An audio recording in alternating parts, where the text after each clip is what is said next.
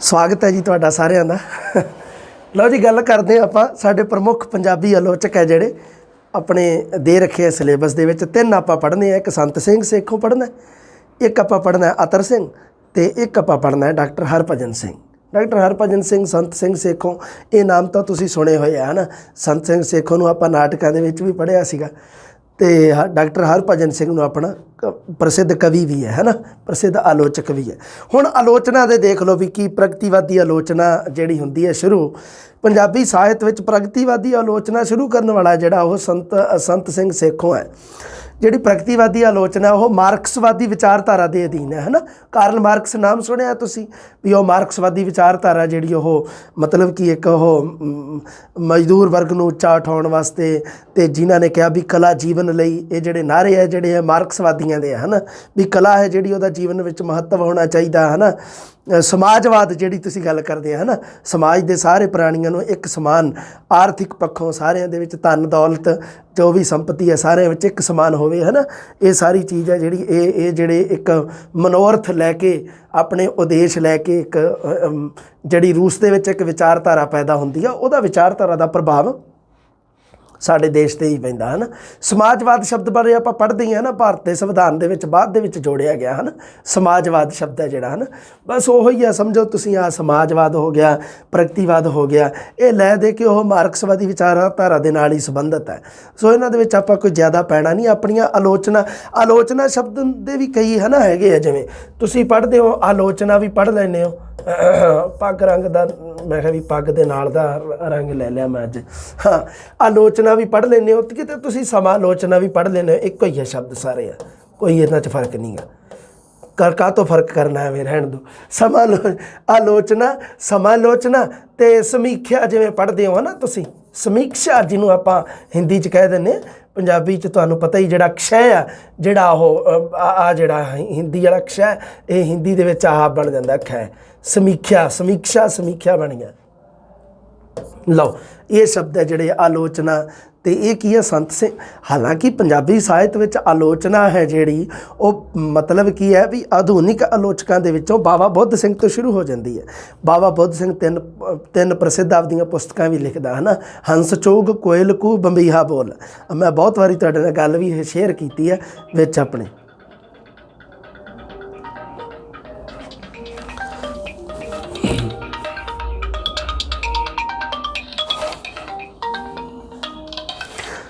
हाँ, सो मैं गल कर रहा सीगा। उस तो बाद तुहानूं पता ही है डॉक्टर मोहन सिंह दीवाना भी है ना एक विधिवत आलोचक रहा है पंजाबी साहित्य का।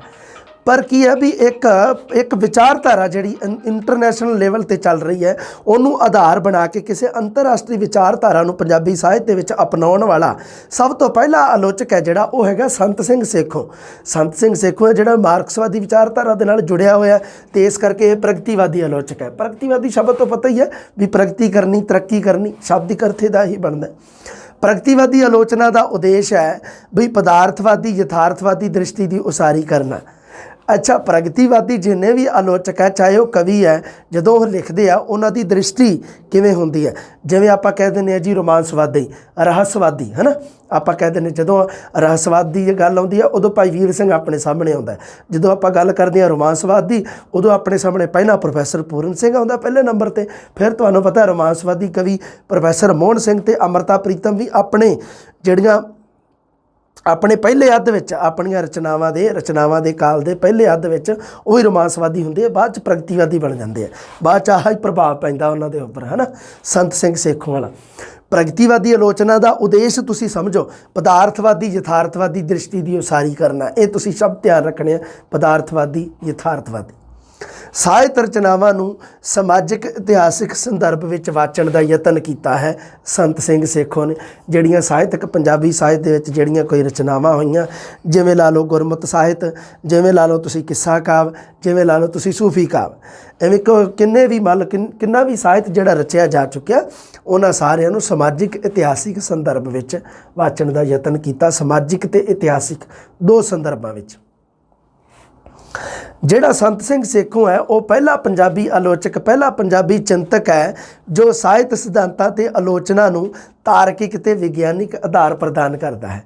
ਇਸ ਤੋਂ ਪਹਿਲਾਂ ਜਿੰਨੇ ਵੀ ਆਲੋਚਕ ਥੋੜ੍ਹੇ ਬਹੁਤੇ ਵਿਚਾਰੇ ਹੋਏ ਆ ਹੈ ਨਾ, ਗਿਣਤੀ ਦੇ ਹੀ ਹੈ, ਜਿਨ੍ਹਾਂ ਦੇ ਵਿੱਚੋਂ ਪ੍ਰਮੁੱਖ ਨਾਮ ਮੈਂ ਤੁਹਾਨੂੰ ਗਿਣਾਤੇ ਆ, ਬਾਬਾ ਬੁੱਧ ਸਿੰਘ ਅਤੇ ਡਾਕਟਰ ਮੋਹਨ ਸਿੰਘ ਦੀਵਾਨਾ ਹੈ ਨਾ, ਨਾਥਾ ਜੋਗੀਆਂ ਦਾ ਜਿਹੜਾ ਮਤਲਬ ਇਤਿਹਾਸ ਨੂੰ ਵਾਚਣ ਵਾਲਾ ਜਿਹੜਾ ਡਾਕਟਰ ਮੋਹਨ ਸਿੰਘ ਦੀਵਾਨਾ ਹੈ, ਉਹ ਹੈ ਜਿਹੜਾ ਹੁਣ ਇਹਨਾਂ ਦੀ ਹੈ ਜਿਹੜੀ ਇਹ ਭਾਵਨਾਤਮਕ ਹੈ। ਇਹ ਮਤਲਬ ਭਾਵਨਾ ਦੇ ਵਿੱਚ ਬਹਿ ਕੇ ਇਹਨਾਂ ਦੀ ਕੋਈ ਮਤਲਬ ਦੂਰ ਦ੍ਰਿਸ਼ਟੀ ਨਹੀਂ ਕਹਿ ਸਕਦੇ ਆਪਾਂ, ਕੋਈ ਤਰਕ ਤੇ ਇਹਨਾਂ ਦੀ ਗੱਲ ਨਹੀਂ, ਇਹ ਸਿਰਫ ਭਾਵਨਾ ਆਪਣੇ ਮਨ ਦੇ ਵਿੱਚ ਜਿਹੜੀ ਭਾਵਨਾ ਆਈ ਵੀ ਇਹਨੂੰ ਐ ਲਿਖ ਦਿਓ, ਇਹਨੂੰ ਐ, ਮਤਲਬ ਕਿਸੇ ਵੀ ਸਿਧਾਂਤ ਨੂੰ ਇਹਨਾਂ ਨੇ ਆਧਾਰ ਬਣਾ ਕੇ ਆਲੋਚਨਾ ਨਹੀਂ ਕੀਤੀ।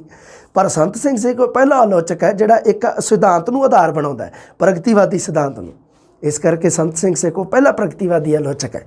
ਉਸ ਤੋਂ ਬਾਅਦ ਵਿਗਿਆਨਿਕ ਆਧਾਰ ਪ੍ਰਦਾਨ ਕੀਤਾ। ਤੇਜਵੰਤ ਸਿੰਘ ਗਿੱਲ ਨੇ ਸੰਤ ਸਿੰਘ ਸੇਖੋਂ ਦੀ ਆਲੋਚਨਾ ਦੀ ਮੌਲਿਕ ਮਹਾਨਤਾ ਅਤੇ ਇਤਿਹਾਸਿਕ ਮਹੱਤਤਾ ਨੂੰ ਉਹਦੇ ਧਾਰਮਿਕ ਅਧਿਆਤਮਿਕ ਦੀ ਬਜਾਏ ਪਦਾਰਥਕ ਜਾਂ ਇਤਿਹਾਸਿਕ ਜੀਵਨ ਦੀ ਹੋਂਦ ਤੇ ਵੱਧ ਜੀਵਨ ਬੋਧ ਦੇ ਤੱਟ 'ਤੇ ਪਛਾਣਨ ਦਾ ਯਤਨ ਕੀਤਾ ਹੈ। ਮਤਲਬ ਕੀ ਹੈ, ਹੁਣ ਇਹ ਗੱਲ ਨੂੰ ਸਮਝੋ, ਥੋੜ੍ਹੀ ਜਿਹੀ ਵੱਡੀ ਗੱਲ ਹੈ ਪਰ ਇਵੇਂ ਦੇ ਪ੍ਰਸ਼ਨ ਬੜੇ ਆਉਂਦੇ ਆ ਅੱਜ ਕੱਲ੍ਹ। ਮੈਂ ਤੁਹਾਨੂੰ ਇੱਕ ਗੱਲ ਦੱਸਾਂ, ਜਿਹੜੇ ਫਸਟ ਗ੍ਰੇਡ ਵਾਲੇ ਹੋ, ਤੁਸੀਂ ਲੈਕਚਰਾਰ ਦੀ ਤਿਆਰੀ ਕਰ ਰਹੇ ਹੋ, ਧਿਆਨ ਰੱਖਿਓ, ਪਿਛਲੀ ਵਾਰੀ ਵੀ ਐਂ ਹੋਇਆ ਸੀਗਾ, ਸੈਕਿੰਡ ਗ੍ਰੇਡ 'ਚ ਵੀ ਫਸਟ ਗ੍ਰੇਡ 'ਚ ਵੀ ਪੇਪਰ ਹੈ ਜਿਹੜਾ ਆਊਟ ਆਫ ਸਿਲੇਬਸ ਸੀ ਆਪਣੇ ਹਿਸਾਬ ਨਾਲ, ਹੈ ਨਾ। ਪਰ ਕੀ ਹੈ ਵੀ RPSC ਨਹੀਂ ਮੰਨਦੀ ਹੁੰਦੀ ਕਦੇ ਵੀ ਸਾਡਾ ਸਿਲੇਬਸ ਹੈ, ਸਾਡਾ ਪੇਪਰ ਹੈ ਜਿਹੜਾ ਆਊਟ ਆਫ ਸਿਲੇਬਸ ਗਿਆ, ਕਦੇ ਨਹੀਂ ਮੰਨਦੇ ਹੁੰਦੇ। ਉਹ ਪੇਪਰ ਦੁਬਾਰੇ ਨਹੀਂ ਲੈਂਦੇ ਹੁੰਦੇ, ਖਰਚਾ ਬਹੁਤ ਆ ਜਾਂਦਾ ਪੇਪਰ ਦੁਬਾਰੇ ਲੈਣ 'ਤੇ।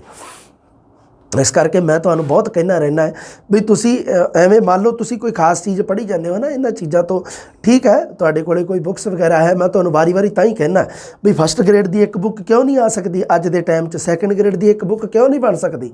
ਕਾਰਨ ਇਹਦੇ ਪਿੱਛੇ ਤੁਹਾਨੂੰ ਮੈਂ ਬਹੁਤ ਵੱਡਾ ਰੀਜ਼ਨ ਦੱਸ ਦਿੰਦਾ ਵੀ ਕਿਉਂਕਿ ਸਿਲੇਬਸ ਆਊਟ ਆਫ ਸਿਲੇਬਸ ਚੱਲ ਜਾਂਦਾ ਪੇਪਰ, ਤੁਸੀਂ ਕੀ ਕਰੋਗੇ, ਕਿੱਥੇ ਪੜ੍ਹੋਗੇ। ਇਸ ਕਰਕੇ ਮੈਂ ਕਹਿੰਦਾ ਵੀ ਵੱਧ ਤੋਂ ਵੱਧ ਜਿੰਨਾ ਵੀ ਤੁਹਾਨੂੰ ਮਤਲਬ ਜਿਹੜੀਆਂ ਮੂਲ ਬੁੱਕਸ ਪੜ੍ਹੀਆਂ ਜਾਂਦੀਆਂ ਉਹਨੀਆਂ ਪੜ੍ਹੋ ਟਿਕਾ ਕੇ। ਮੈਂ ਤਾਂ ਇਹੀ ਕਹਿਣਾ। ਹੁਣ ਆ ਵੀ ਪੰਗਾ ਉਹ ਜਿਹੜਾ ਉਹ ਵੀ ਹੈ ਨਾ, ਇੱਕ ਸਾਈਕੋ ਵਾਲਾ ਵੀ ਹੈ ਵਿੱਚ, ਸਾਈਕੋਲੋਜੀ ਵਾਲਾ, ਉਹਦਾ ਵੀ ਮੈਂ ਤੁਹਾਡਾ ਨਿਰਣਾ ਕਰੂੰਗਾ। ਹਾਲਾਂਕਿ ਮੈਂ ਆਪਣੇ ਹਿਸਾਬ ਨਾਲ ਤਾਂ ਇਹੀ ਸੋਚਦਾ ਵੀ ਉਹ ਹੈ ਜਿਹੜਾ ਉਹ ਪੰਜਾਬੀ ਦਾ ਹੈ ਹੀ ਨਹੀਂ ਗਾ, ਵੀ ਜਿਹੜਾ ਉਹ ਚੌਥਾ ਪਾਰਟ ਜਿਹੜਾ ਤੁਹਾਡਾ ਕਰ ਰੱਖਿਆ ਇਹਨਾਂ ਨੇ ਉਹ ਪੰਜਾਬੀ ਦਾ ਹੈ ਹੀ ਨਹੀਂ ਗਾ। ਵੀ ਤੁਸੀਂ ਦੇਖ ਲਓ, ਪਹਿਲਾਂ ਪਿਛਲੀ ਵਾਰੀ ਜਿਹੜੇ ਪੇਪਰ ਦੇ ਵਿੱਚ ਮੈਂ ਮਤਲਬ ਕਲੀਅਰ ਕੀਤਾ ਲੈਕਚਰਰ ਵਾਲਾ ਪੇਪਰ, ਉਹਦੇ ਵਿੱਚ ਤਾਂ ਉਹ ਗੁਰਮੁਖੀ ਲਿਪੀ ਦੇ ਵਿੱਚ ਸੀਗਾ ਬਕਾਇਦਾ।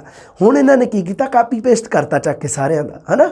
ਹੁਣ ਦਿੱਕਤ ਇਹ ਆ ਵੀ ਪੰਜਾਬੀ ਦੇ ਵਿੱਚ ਤਾਂ ਸਾਈਕੋ ਆਪਣੇ ਰਾਜਸਥਾਨ 'ਚ ਪੜ੍ਹਾਈ ਨਹੀਂ ਜਾਂਦੀ, ਕਿਤੇ ਕੋਈ ਕਿਤਾਬ ਨਹੀਂ ਲੱਗਦੀ।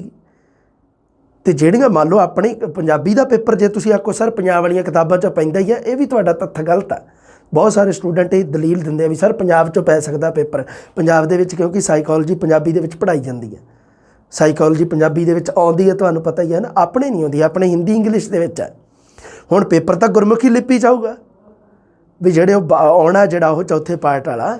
ਇਸ ਕਰਕੇ ਮੈਂ ਸਟੂਡੈਂਟ ਨੂੰ ਕਿਹਾ ਵੀ ਠੀਕ ਹੈ ਤੁਸੀਂ ਸਾਈਕੋਲੋਜੀ ਕਰ ਰਹੇ ਹੋ, ਬਹੁਤ ਵਧੀਆ ਗੱਲ ਹੈ, ਤੁਹਾਡੇ ਵਿੱਚੋਂ ਕਿਸੇ ਨੇ ਕੀਤੀ ਆ ਮਾੜੀ ਮੋਟੀ ਜਿੰਨੀ ਵੀ ਜੋ ਵੀ ਕੁਛ ਕਰ ਰੱਖੀ ਹੈ, ਕਿਉਂਕਿ ਪੜ੍ਹੀ ਹੈ ਤੁਸੀਂ ਸਾਰਿਆਂ ਨੇ। ਫਸਟ ਗ੍ਰੇਡ ਦਾ ਪੇਪਰ ਤੁਸੀਂ ਕੋਈ ਪਹਿਲੀ ਵਾਰੀ ਨਹੀਂ ਦੇ ਰਹੇ, ਮਤਲਬ ਐਵੇਂ ਨਹੀਂ ਵੀ ਪਹਿਲੀ ਵਾਰੀ ਐਗਜ਼ਾਮ 'ਚ ਬੈਠ ਰਹੇ, ਉਸ ਤੋਂ ਪਹਿਲਾਂ ਤੁਸੀਂ ਸੈਕਿੰਡ ਗ੍ਰੇਡ ਥਰਡ ਗ੍ਰੇਡ ਬੈਠ ਚੁੱਕੇ ਹੋ, ਸਾਈਕੋਲੋਜੀ ਤੁਸੀਂ ਪੜ੍ਹ ਚੁੱਕੇ ਹੋ, ਕੋਈ ਦਿੱਕਤ ਨਹੀਂ ਇਹਦੇ ਵਿੱਚ, ਹੈ ਨਾ। ਪਿਛਲੀ ਵਾਰੀ ਵਾਲਾ ਸਿਲੇਬਸ ਆ ਥੋੜ੍ਹਾ ਜਿਹਾ, ਉਹਨੂੰ ਵੀ ਧਿਆਨ 'ਚ ਰੱਖਿਓ, ਇਹ ਮੇਰਾ ਜ਼ਰੂਰੀ ਆ ਵਾਰ ਕਹਿਣਾ। ਇੰਦਰਦੇਵ ਸਿੰਘ ਨੰਦਰਾ ਵਾਲੀ ਬੁੱਕ ਤੁਸੀਂ ਪੜ੍ਹਿਓ ਜ਼ਰੂਰ। ਹੁਣ ਇਹਨਾਂ ਦਿਨਾਂ ਦੇ ਵਿੱਚ ਥੋੜ੍ਹਾ ਜਿਹਾ ਉਹਨੂੰ ਟਿਕਾ ਕੇ ਪੜ੍ਹੋ, ਇੰਦਰਦੇਵ ਸਿੰਘ ਨੰਦਰਾ ਵਾਲੀ ਬੁੱਕ ਨੂੰ। ਪੇਪਰ ਜ਼ਿਆਦਾ ਪੈਡਾਗੋਜੀ 'ਚੋਂ ਹੀ ਆਉਂਦਾ ਹੁੰਦਾ ਇਹ ਪੂਰਾ, ਕਿਉਂਕਿ ਪੰਜਾਬੀ 'ਚ ਪੈਡਾਗੋਜੀ ਆਪਣੇ ਪੜ੍ਹਾਈ ਜਾਂਦੀ। ਆਪਣੇ ਦੇਖ ਲਓ ਤੁਸੀਂ B.Ed ਦੇ ਵਿੱਚ ਕਿੱਥੇ ਸਾਈਕੋਲੋਜੀ ਲੱਗਦੀ ਹੈ ਪੰਜਾਬੀ 'ਚ ਨਹੀਂ ਨਾ ਲੱਗਦੀ, ਹਿੰਦੀ ਇੰਗਲਿਸ਼ 'ਚ ਹੈ। ਇਸ ਕਰਕੇ ਥੋੜ੍ਹਾ ਜਿਹਾ ਇਹਨਾਂ ਚੀਜ਼ਾਂ ਨੂੰ ਥੋੜ੍ਹਾ ਦਿਮਾਗ ਨਾਲ ਰੱਖਿਆ ਕਰੋ, ਥੋੜ੍ਹਾ ਜਿਹਾ ਪ੍ਰਾਇਓਰਿਟੀ ਮੈਂ ਕਹਿੰਦਾ ਪੈਡਾਗੋਜੀ ਨੂੰ ਦਿਓ, ਕਿਉਂਕਿ ਇਹ ਮੈਂ ਸ਼ੋਰ ਮੰਨਦਾ ਇਸ ਚੀਜ਼ ਨੂੰ, ਕਿਉਂਕਿ ਪੇਪਰ ਹਮੇਸ਼ਾ ਹੀ ਆਊਟ ਆਫ ਸਿਲੇਬਸ ਜਾਂਦਾ ਰਿਹਾ। ਹੁਣ ਤਾਂ ਆ 2 ਵਾਰੀਆਂ ਹੋ ਗਈਆਂ, 2 ਚਾਂਸ ਹੋ ਗਏ, ਪੇਪਰ ਦਾ ਪਤਾ ਹੀ ਨਹੀਂ ਲੱਗਦਾ ਕਿੱਥੋਂ ਆਉਂਦਾ। ਇਸ ਕਰਕੇ ਜਿੰਨਾ ਜੋ ਮੂਲ ਕਿਤਾਬਾਂ 'ਚੋਂ ਪੜ੍ਹਿਆ ਜਾਂਦਾ, ਜਿਵੇਂ ਤੁਹਾਨੂੰ ਦੱਸੂਗਾ ਹੁਣ ਰੈਗੂਲਰ ਕਲਾਸਾਂ ਦੇ ਵਿੱਚ ਨਾ ਤੁਹਾਨੂੰ ਦੱਸਦਾ ਰਹੂੰਗਾ ਮੈਂ ਵੀ ਕਿਹੜੀਆਂ ਚੀਜ਼ਾਂ। ਤਾਂ ਹੀ ਤੁਹਾਨੂੰ ਕਹਿਣਾ, ਤੁਸੀਂ ਵਾਰੀ ਸਟੂਡੈਂਟ ਵਾਰੀ ਕਹਿੰਦੇ ਸਰ ਕਿਹੜੀ ਟੈਸਟ ਸੀਰੀਜ਼, ਉਹ ਟੈਸਟ ਸੀਰੀਜ਼। ਮੈਂ ਟੈਸਟ ਸੀਰੀਜ਼ ਵਾਲੇ ਪ੍ਰਸ਼ਨ ਦੇਖ ਲਏ ਆ, ਇੱਕ ਵੀ ਨੇੜੇ ਤੇੜੇ ਨਹੀਂ ਆ ਲੈਕਚਰਰ ਵਾਲੇ ਪੇਪਰ ਦੇ। ਧਿਆਨ ਰੱਖਿਓ ਤੁਸੀਂ ਇਸ ਗੱਲ ਨੂੰ, ਉੱਥੇ ਹਵਾ ਨਹੀਂ ਲੱਗਣੀ ਟੈਸਟ ਸੀਰੀਜ਼ ਵਾਲਿਆਂ ਦੀ। ਇਸ ਕਰਕੇ ਥਿਓਰੀ ਪੜ੍ਹਦੇ ਰਹੋ, ਐਂਡ ਤੱਕ ਪੜ੍ਹਦੇ ਰਹੋ। ਮੈਂ ਥਿਓਰੀ ਐਂਡ ਤੱਕ ਪੜ੍ਹਦਾ ਰਿਹਾ, ਮੈਂ ਜਮਾਂ ਫਰੈਸ਼ਰ ਸੀਗਾ ਇਸ ਮਾਮਲੇ 'ਚ। ਇੱਕ ਹੀ ਪੇਪਰ ਦਿੱਤਾ ਸੀਗਾ ਮੈਂ ਇਸ ਤੋਂ ਪਹਿਲਾਂ, ਹੋਰ ਪੇਪਰ ਨਹੀਂ ਸੀ ਦਿੱਤਾ। ਮੈਂ ਗੱਲ ਦੱਸੀ ਹੈ ਤੁਹਾਨੂੰ ਆਪਣੀ, ਕੋਈ ਨਹੀਂ 5 ਮਿੰਟ ਤੁਹਾਡੇ ਮੈਂ ਖਾ ਗਿਆ, ਇਸ ਵਾਸਤੇ ਸੌਰੀ। ਤੇਜਵੰਤ ਸਿੰਘ ਗਿੱਲ ਕਹਿੰਦਾ ਵੀ ਸੰਤ ਸਿੰਘ ਸੇਖੋਂ ਦੀ ਆਲੋਚਨਾ ਹੈ ਜਿਹੜੀ, ਉਸ ਤੋਂ ਪਹਿਲਾਂ ਆਲੋਚਨਾ ਹੁੰਦੀ ਸੀਗੀ ਧਾਰਮਿਕ ਅਧਿਆਤਮਿਕ ਵਗੈਰਾ ਹੁੰਦੀ ਸੀਗੀ।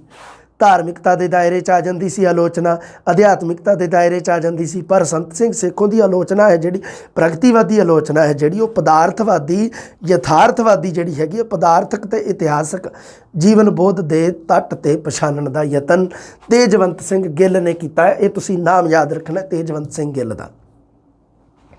ਜਸਬੀਰ ਸਿੰਘ ਆਹਲੂਵਾਲੀਆ ਨੇ ਸੰਤ ਸਿੰਘ ਸੇਖੋਂ ਦੀ ਆਲੋਚਨਾ ਬਾਰੇ ਕੀ ਗੱਲਾਂ ਆਖੀਆਂ, ਇਹ ਸਾਰੇ ਜਿਹੜੇ ਮਤਲਬ ਦਿੱਤੇ ਆ ਨਾ ਕੋਟੇਸ਼ਨ ਸੇ ਯਾਦ ਰੱਖਣੀਆਂ ਤੁਸੀਂ। ਆ ਤੇਜਵੰਤ ਸਿੰਘ ਗਿੱਲ ਵਾਲੀ ਹੁਣ ਜਸਬੀਰ ਸਿੰਘ ਆਹਲੂਵਾਲੀਆ ਦੀ ਗੱਲ ਸੁਣੋ ਵੀ ਕੀ ਕਹਿੰਦਾ ਸੰਤ ਸਿੰਘ ਸੇਖੋਂ ਬਾਰੇ। ਕਹਿੰਦਾ ਵੀ ਸੇਖੋਂ ਦੀ ਆਮਦ ਮਤਲਬ ਸੇਖੋਂ ਦੇ ਆਉਣ ਨਾਲ ਪਹਿਲੀ ਵਾਰ ਨੋਰਮੈਟਿਵ ਮਤਲਬ ਨਿਯਮਬੱਧ ਵਿਵਸਥਾ ਮੂਲਕ ਇੱਕ ਨਿਯਮ ਹੁੰਦਾ, ਇੱਕ ਵਿਵਸਥਾ ਹੁੰਦੀ ਹੈ ਨਾ, ਉਹ ਵਿਵਸਥਾ ਜਿਹੜੀ ਉਹ ਨਿਰਧਾਰਿਤ ਕੀਤੀ ਆਲੋਚਨਾ ਦਾ ਮੁੱਢ ਹੁੰਦਾ ਹੈ। ਉਹ ਪੰਜਾਬੀ ਆਲੋਚਨਾ ਦਾ ਬਾਨੀ ਵੀ ਹੈ ਅਤੇ ਸੰਚਾਲਕ ਵੀ ਹੈ। ਅੱਛਾ, ਦੋ ਤਰੀਕੇ ਨਾਲ ਪ੍ਰਸ਼ਨ ਪੁੱਛਣ ਦਾ ਤਰੀਕਾ ਦੇਖੋ। ਮੰਨ ਲਓ ਇੰਨਾ ਹੀ ਲਿਖਦੇ ਵੀ ਪੰਜਾਬੀ ਆਲੋਚਨਾ ਦਾ ਬਾਨੀ ਵੀ ਹੈ ਅਤੇ ਸੰਚਾਲਕ ਵੀ ਹੈ। ਆਹ ਗੱਲ ਕਿਹਨੇ ਆਖੀ ਹੈ? ਜਸਵੀਰ ਸਿੰਘ ਆਹਲੂਵਾਲੀਆ ਨੇ। ਠੀਕ ਹੈ। ਗੁਰਬਖਸ਼ ਸਿੰਘ ਫਰੈਂਕ ਲੋਕਧਾਰਾ ਦਾ ਪ੍ਰਸਿੱਧ ਹੈ, ਇਹ ਲੋਕਧਾਰਾ ਦਾ ਪ੍ਰਸਿੱਧ ਆਲੋਚਕ ਹੈ ਗੁਰਬਖਸ਼ ਸਿੰਘ ਫਰੈਂਕ। ਲਓ ਜੀ, ਇਹਨੇ ਕੀ ਆਖਿਆ? ਕਹਿੰਦਾ ਸੇਖੋਂ ਆਪਣੇ ਆਪ ਨੂੰ ਮਾਰਕਸਵਾਦੀ ਕਹਿੰਦਾ ਸੀ ਅਤੇ ਉਸ ਨੂੰ ਉਸ ਪਾਰਟੀ ਦਾ ਸਤਿਕਾਰ ਪ੍ਰਾਪਤ ਸੀ ਜਿਹੜੀ ਮਾਰਕਸਵਾਦ ਨੂੰ ਆਪਣਾ ਰਾਹ ਦਿਖਾਵਾ ਦੱਸਦੀ ਸੀ। ਬਸ ਇਹ ਮਾਰਕਸਵਾਦ ਨਾਲ ਜੋੜਨ ਦੀ ਗੱਲ ਹੈ ਜਿਹੜੀ ਇਹ ਗੁਰਬਖਸ਼ ਸਿੰਘ ਫਰੈਂਕ ਨੇ ਦੱਸੀ ਆ। ਰਚਨਾਵਾਂ ਦੇਖ ਲਓ, ਯਾਦ ਰੱਖਣੀਆਂ ਤੁਸੀਂ। ਸਾਹਿਤਿਆਰਥ ਵਾਲਾ ਪ੍ਰਸ਼ਨ ਤਾਂ ਬਹੁਤ ਵਾਰੀ ਆਇਆ, ਨੈੱਟ ਨੁੱਟ 'ਚ ਘੁੰਮਦਾ ਹੀ ਰਹਿੰਦਾ ਹੁੰਦਾ। ਸਾਹਿਤਿਆਰਥ ਦੀ ਪਹਿਲੀ ਆਲੋਚਕ ਪੁਸਤਕ ਸੀਗੀ ਆਲੋਚਨਾ ਵਾਲੀ, 1957 ਦੇ ਵਿੱਚ ਇਹ ਪੁਸਤਕ ਹੈ ਜਿਹੜੀ ਇਹ ਛਪਦੀ ਹੈ। ਫਿਰ ਪ੍ਰਸਿੱਧ ਪੰਜਾਬੀ ਕਵੀ 1962 ਵਿੱਚ, ਪੰਜਾਬੀ ਕਾਵਿ ਸ਼੍ਰੋਮਣੀ 1964 ਦੇ ਵਿੱਚ, ਸਮੀਖਿਆ ਪ੍ਰਣਾਲੀਆਂ 1975 ਦੇ ਵਿੱਚ, ਭਾਈ ਵੀਰ ਸਿੰਘ ਅਤੇ ਉਹਨਾਂ ਦੀ ਰਚਨਾ 1976 ਦੇ ਵਿੱਚ। ਇਹ ਆਲੋਚਨਾ ਪੁਸਤਕਾਂ ਇਹਦੀਆਂ। ਨਾਟਕ ਕਲਾ ਅਤੇ ਮੇਰਾ ਅਨੁਭਵ 1978, ਨਾਵਲ ਅਤੇ ਪਲਾਟ 1979 ਅਤੇ ਹੀਰ ਵਾਰਿਸ ਸ਼ਾਹ, ਇਹ ਇਹਦੀ ਸੰਪਾਦਨ ਕੀਤੀ ਗਈ ਹੈ, ਸੰਪਾਦਨਾ ਐਡੀਟਿੰਗ ਕੀਤੀ ਗਈ ਹੈ ਇਸ ਪੁਸਤਕ ਦੀ। ਹਾਂ, ਇਹ ਜਿਹੜੀ 1969 ਦੇ ਵਿੱਚ ਇਹਦੀ ਸੰਪਾਦਨਾ ਹੋਈ ਹੈ, ਹੀਰ ਵਾਰਿਸ ਸ਼ਾਹ।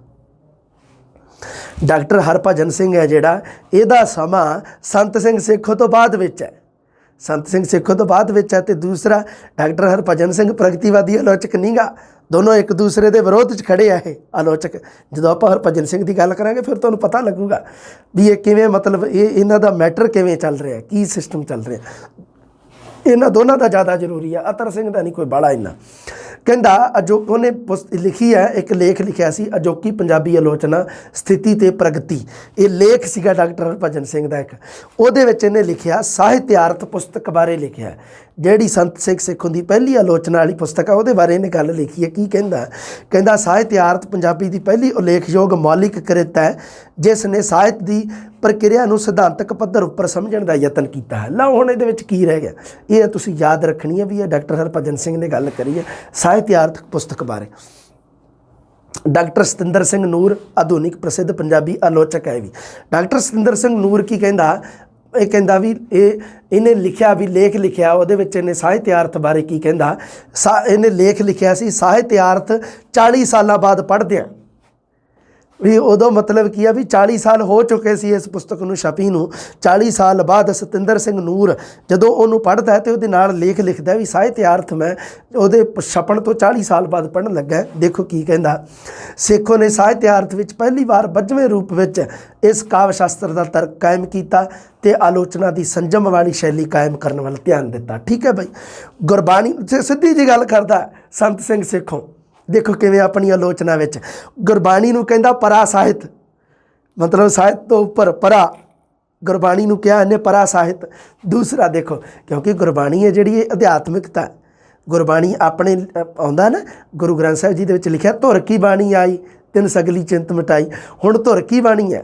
ਧੁਰ ਕੀ ਬਾਣੀ ਦਾ ਮਤਲਬ ਇਹ ਹੈ ਵੀ ਇਹ ਬਾਣੀ ਹੈ ਜਿਹੜੀ ਇਹ ਧੁਰੋਂ ਆਈ ਹੈ, ਇਹ ਪਰਮਾਤਮਾ ਦੀ ਦਾਤ ਬਖਸ਼ੀ ਵੀ ਹੈ ਵੀ ਇਹ ਗੁਰੂ ਨਾਨਕ ਦੇਵ ਜੀ ਨੇ ਇੱਥੇ ਆਣ ਕੇ ਨਹੀਂ ਪੜ੍ਹੀ, ਇਹ ਉਹਨਾਂ ਨੂੰ ਕੁਦਰਤੀ ਰੱਬੀ ਦਾਤ ਮਿਲੀ ਹੈ, ਉਹਨਾਂ ਨੇ ਉਚਾਰਤੀ। ਕਹਿਣ ਦਾ ਮਤਲਬ ਇਹ ਬਣਦਾ। ਉਹਨੇ ਕੀ ਕੀਤਾ? ਇਹਨੇ ਸੰਤ ਸਿੰਘ ਸੇਖੋਂ ਕਹਿੰਦਾ ਵੀ ਇਹ ਪਰਾ ਸਾਹਿਤ ਹੈ, ਸਾਹਿਤ ਤੋਂ ਪਰੇ ਦੀ ਗੱਲ ਹੈ। ਕਹਿੰਦਾ ਦੂਸਰੀ ਗੱਲ ਕੀ ਕਹਿੰਦਾ? ਸਿੱਧੇ ਸਿੱਧੀਆਂ ਗੱਲਾਂ ਯਾਦ ਰੱਖਣੀਆਂ ਤੁਸੀਂ। ਕਿੱਸਾ ਕਾਵਿ ਕਹਿੰਦਾ ਵੀ ਇਹ ਅਣ ਸਾਹਿਤ ਹੈ, ਸਾਹਿਤ ਨਹੀਂ ਕਹਿੰਦਾ, ਅਣ ਸਾਹਿਤ, ਸਾਹਿਤ ਦੀ ਸ਼੍ਰੇਣੀ 'ਚ ਨਹੀਂ ਆਉਂਦਾ। ਅਣ ਸਾਹਿਤ ਜੋ ਸਾਹਿਤ ਨਾ ਹੋਵੇ। ਅਤੇ ਤੀਸਰਾ ਕੀ ਕਹਿੰਦਾ? ਲੋਕ ਸਾਹਿਤ ਨੂੰ ਕਹਿੰਦਾ ਇਹ ਨਿਮਨ ਸਾਹਿਤ ਹੈ, ਕਹਿੰਦਾ ਇਹ ਨੀਵੀਂ ਸ਼੍ਰੇਣੀ ਦਾ ਸਾਹਿਤ ਆ। ਕਹਿੰਦਾ ਇਹਦੇ ਵਿੱਚ ਕੋਈ ਜ਼ਿਆਦਾ ਭਾਵ ਇੰਨੇ ਹੁੰਦੇ ਨਹੀਂ, ਇਹ ਬੰਦੇ ਨੂੰ ਕੋਈ ਜਗਾਉਣ ਦੇ ਵਿੱਚ ਕੋਈ ਬਾਹਲਾ, ਕਿਉਂਕਿ ਇਹਦੀ ਹੈਗੀ ਪ੍ਰਗਤੀਵਾਦੀ ਆਲੋਚਨਾ। ਪ੍ਰਗਤੀਵਾਦੀ ਆਲੋਚਨਾ ਦੇ ਵਿੱਚ ਇਹ ਉਸੇ ਚੀਜ਼ ਨੂੰ ਹੀ ਤਵੱਜੋ ਦੇਊਗਾ, ਮਹੱਤਵ ਜ਼ਿਆਦਾ ਹੈ ਉਸੇ ਚੀਜ਼ ਨੂੰ ਦੇਊਗਾ ਜਿਹਦੇ ਵਿੱਚ ਮਜ਼ਦੂਰ ਸ਼੍ਰੇਣੀ ਦੇ ਹੱਕਾਂ ਦੀ ਗੱਲ ਕੀਤੀ ਹੋਊਗੀ, ਜਿਹਦੇ ਵਿੱਚ ਸਮਾਜਵਾਦ ਦੀ ਗੱਲ ਕੀਤੀ ਹੋਊਗੀ, ਹੈ ਨਾ। ਵੀ ਉਸ ਸਮਾਜਵਾਦੀਆਂ ਦੇ ਜਿਹੜੇ ਆਪਣੇ ਸਿਧਾਂਤ ਆ ਉਹਨੇ ਤਾਂ ਉਸ ਆਧਾਰ 'ਤੇ ਦੇਖਣਾ ਹੈ ਉਹਨੂੰ। ਹੁਣ ਮੰਨ ਲਓ ਕੋਈ ਲਿਖੀ ਹੈ, ਕਿਸੇ ਪ੍ਰੇਮੀ ਪ੍ਰੇਮਿਕਾ ਦੀ ਲਿਖੀ ਹੋਈ ਹੈ ਕਹਾਣੀ, ਉਹਦੇ ਨਾਲ ਕੋਈ ਸੰਬੰਧ ਨਹੀਂ ਸੰਤ ਸਿੰਘ ਸੇਖੋਂ ਦਾ।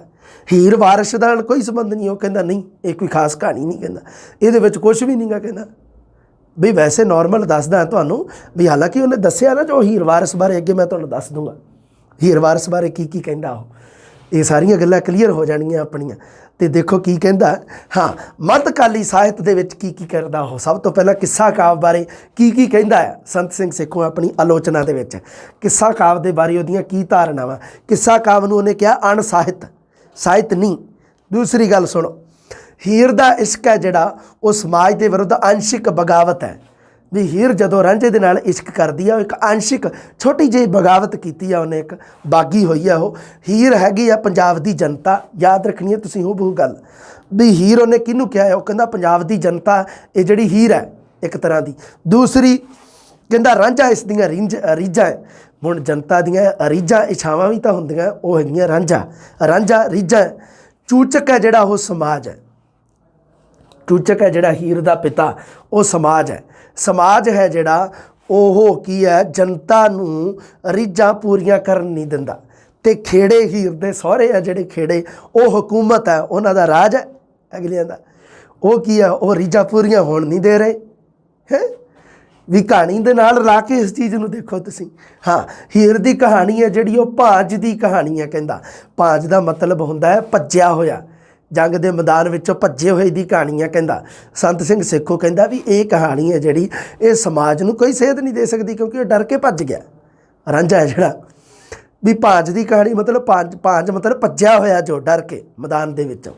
ਹੀਰ ਦੀ ਕਹਾਣੀ ਭਾਜ ਦੀ ਕਹਾਣੀ ਹੈ। ਇਹ ਵਿਆਹ ਸੰਬੰਧ ਵਿਰੁੱਧ ਇਨਕਾਰ ਹੈ, ਬਗਾਵਤ ਨਹੀਂ। ਕੀ ਕਹਿੰਦਾ ਵੀ ਹੀਰ ਹੈ ਜਿਹੜੀ ਉਹ ਵਿਆਹ ਸੰਬੰਧ ਜਦੋਂ ਖੇੜਿਆਂ ਦੇ ਨਾਲ ਉਹਦਾ ਵਿਆਹ ਹੁੰਦਾ ਉਹ ਇਨਕਾਰ ਕਰਦੀ ਹੈ, ਬਗਾਵਤ ਨਹੀਂ ਕਰਦੀ। ਇਹ ਜੇ ਮਤਲਬ ਕੀ ਹੈ ਵੀ ਪਰ ਜਿਹੜੀ ਪ੍ਰਗਤੀਵਾਦੀ ਆਲੋਚਨਾ ਉਹ ਬਗਾਵਤ ਭਾਲਦੀ ਹੈ। ਪ੍ਰਗਤੀਵਾਦੀ ਆਲੋਚਨਾ ਤਾਂ ਕਹਿੰਦੀ ਹੈ ਵੀ ਸਮਾਜ ਦੇ ਵਿਰੁੱਧ, ਸਮਾਜ ਦੇ ਵਿੱਚ ਜਿਹੜਾ ਤੁਹਾਡੇ ਨਾਲ ਧੱਕਾ ਹੋ ਰਿਹਾ ਉਹਦੇ ਵਿਰੁੱਧ ਬਗਾਵਤ ਕਰਨੀ ਹੈ ਤੁਸੀਂ। ਤਾਂ ਹੀ ਤਾਂ ਕਿੱਸਾ ਕਾਵਿ ਨੂੰ ਅਣਸਾਹਿਤ ਕਹਿੰਦਾ ਇਹ ਕਹਿੰਦਾ ਵੀ ਨਹੀਂ ਉਹ ਬਗਾਵਤ ਨਹੀਂ। ਕੀ ਕਹਿੰਦਾ ਉਹਦੀ, ਉਹ ਤਾਂ ਵਿਆਹ ਕਰਾ ਗਈ, ਕਹਿੰਦਾ ਉਹਦੇ ਨਾਲ ਇਨਕਾਰ ਕੀਤਾ ਉਹਨੇ ਬਸ। ਵਾਰਿਸ ਹੈ ਜਿਹੜਾ ਉਹ ਇਨਕਲਾਬੀ ਨਹੀਂ ਗਾ, ਰੋਮਾਂਟਿਕ ਸੁਧਾਰਕ ਹੈ। ਹੁਣ ਇਨਕਲਾਬੀ ਹੈ ਜਿਹੜੀ ਇਨਕਲਾਬ ਵਾਲਾ ਜਿਹੜਾ ਸਿਸਟਮ ਹੈ ਇਹ ਸਮਾਜਵਾਦ ਦੇ ਨਾਲ ਜੁੜਦਾ ਹੈ। ਇਹ ਉਹ ਪ੍ਰਗਤੀਵਾਦੀ ਲਹਿਰ ਦੇ ਨਾਲ ਜੁੜਦਾ ਹੈ। ਪ੍ਰਗਤੀਵਾਦੀ ਲਹਿਰ ਦੇ ਵਿੱਚੋਂ ਹੀ ਉਹਦਾ ਇੱਕ ਹਿੱਸਾ ਹੈ ਵੀ ਇਨਕਲਾਬ ਲਿਆਉਣਾ, ਸਮਾਜ ਦੇ ਵਿਰੁੱਧ ਬਗਾਵਤ ਕਰਨੀ। ਸਮਾਜ ਦੇ ਵਿਰੁੱਧ ਜਿਹੜੇ ਮਤਲਬ ਸਮਾਜ ਦੇ ਵਿੱਚ ਹਕੂਮਤ ਸ਼੍ਰੇਣੀ ਹੈ, ਜਿਹੜੀ ਹਾਕਮ ਸ਼੍ਰੇਣੀ ਹੈ, ਉਹ ਮੰਨ ਲਓ ਤੁਹਾਡੇ ਵਿੱਚ ਜ਼ੁਲਮ ਅਤਿਆਚਾਰ ਕਰ ਰਹੀ ਹੈ, ਵਧੀਕੀ ਕਰ ਰਹੀ ਹੈ, ਤਾਂ ਤੁਸੀਂ ਉਸ ਦੇ ਵਿਰੁੱਧ ਬਗਾਵਤ ਕਰਨੀ ਹੈ। ਸੋ ਇਹ ਹੈ ਜਿਹੜਾ ਉਹ ਕਹਿੰਦਾ ਵੀ ਜਿਹੜਾ ਹੈਗਾ ਵਾਰਿਸ ਹੈ ਉਹ ਜਿਹੜਾ ਇਨਕਲਾਬੀ ਨਹੀਂ ਗਾ ਕਹਿੰਦਾ। ਇਸ ਕਰਕੇ ਕੋਈ ਸਮਾਜ ਨੂੰ ਬਾਹਲੀ ਸੇਧ ਨਹੀਂ ਦੇ ਸਕਦਾ, ਕਿਉਂਕਿ ਸੰਤ ਸਿੰਘ ਸੇਖੋਂ ਨੇ ਪ੍ਰਗਤੀਵਾਦੀ ਆਲੋਚਨਾ ਦੇ ਆਧਾਰ 'ਤੇ ਕਹਿਣੀ ਹੈ ਸਾਰੀ ਗੱਲ। ਅਗਲੀ ਗੱਲ ਸੁਣੋ ਕੀ ਸੂਫੀ ਕਾਵਿ ਦੇ ਵਿੱਚ ਕੀ ਕਹਿੰਦਾ। ਫਰੀਦ ਜੀ ਦੇ 2 ਸ਼ਲੋਕ ਉਹਨੇ 2 ਸ਼ਲੋਕਾਂ ਦੇ ਆਧਾਰ 'ਤੇ ਕਿਹਾ ਆ ਵੀ ਬਾਬੇ ਫਰੀਦ ਦੀ ਜਿਹੜੀ ਨਿਰਮਾਣਤਾ ਹੈ, ਬਾਬਾ ਫਰੀਦ ਕਹਿੰਦਾ ਨੀਵਾਂ ਹੋ ਕੇ ਜੀਵਨ ਜੀਣਾ। ਉਹ ਅਸਲ ਦੇ ਵਿੱਚ ਕਹਿੰਦਾ ਸਿਸਟਮ ਦੇ ਅਧੀਨ ਰਹਿਣਾ। ਜਿਹੜਾ ਸਿਸਟਮ ਬਣਿਆ ਹੋਇਆ, ਜਿਹੜਾ ਰਾਜ ਪ੍ਰਬੰਧ ਬਣਿਆ ਹੋਇਆ, ਉਹਦੇ ਅਧੀਨ ਆ। ਬਾਬੇ ਫਰੀਦ ਦੀ ਬਾਣੀ 'ਚ ਕੋਈ ਬਗਾਵਤ ਨਹੀਂ। ਕੀ ਕਹਿੰਦਾ ਸੁਣੋ ਇਹਦੀਆਂ ਗੱਲਾਂ, ਸੁਣੋ ਕਿਹੜਾ ਬੜੇ ਨਜ਼ਾਰੇ ਦੀਆਂ ਗੱਲਾਂ ਕਰਦਾ ਹੈ। ਕਹਿੰਦਾ ਫਰੀਦ ਜੀ ਦੇ 2 ਸ਼ਲੋਕ ਆ, ਇੱਕ ਤਾਂ ਚਿੰਤ ਖਟੋਲਾ, ਇੱਕ ਫਰੀਦਾ ਜੋਤਾ ਮਾਰਨ ਮੁੱਕੀਆਂ। ਸੁਣੋ ਕਿਹੜੇ ਕਿਹੜੇ ਆ। ਚਿੰਤ ਖਟੋਲਾ ਵਾਣ ਦੁੱਖ ਬਿਰਹਿ ਵਿਛਾਵਣ ਲੇਫ, ਇਹੋ ਹਮਾਰਾ ਜੀਵਨ ਆ ਤੂੰ ਸਾਹਿਬ ਸੱਚੇ ਵੇਖ। ਚਿੰਤ ਖਟੋਲਾ ਵਾਣ ਦੁੱਖ ਬਿਰਹਿ ਵਿਛਾਵਣ ਲੇਫ।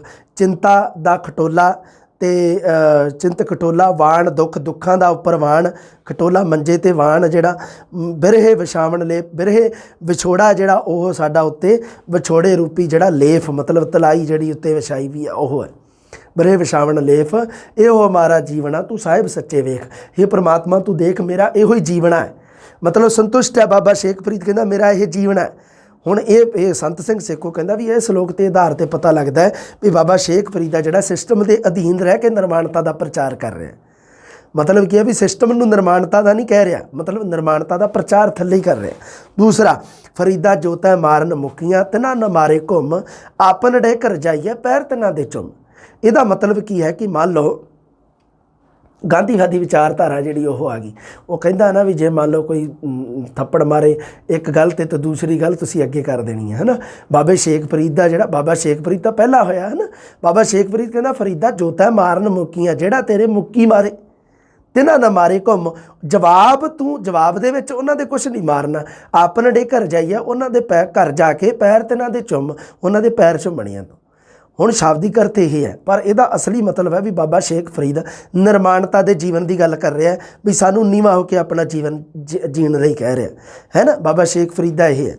ਹੁਣ ਇਹ ਕੀ ਹੈ, ਇਹਨਾਂ ਦੋ ਸਲੋਕਾਂ ਦੇ ਆਧਾਰ 'ਤੇ ਸੰਤ ਸਿੰਘ ਸੇਖੋਂ ਨੇ ਬਾਬਾ ਸ਼ੇਖ ਫਰੀਦ ਕਹਿੰਦਾ ਵੀ ਬਾਬੇ ਸ਼ੇਖ ਫਰੀਦ ਦੀ ਜਿਹੜੀ ਨਿਰਮਾਣਤਾ ਤਾਂ ਹੈ ਇਹਦੇ ਵਿੱਚ, ਪਰ ਅਸਲ ਵਿੱਚ ਸਿਸਟਮ ਦੇ ਅਧੀਨ ਨਿਰਮਾਣਤਾ ਹੈ। ਦੂਸਰਾ, ਫਰੀਦ ਬਾਣੀ ਹੈ ਜਿਹੜੀ ਉਹ ਜਮਾਤੀ ਸੰਘਰਸ਼ ਵਿੱਚ ਹਿੱਸਾ ਲੈਣ ਤੋਂ ਕੰਨੀ ਕਤਰਾਉਣ ਵਾਲਿਆਂ ਨੂੰ ਆਪਣੇ ਵੱਲ ਖਿੱਚਦੀ ਹੈ।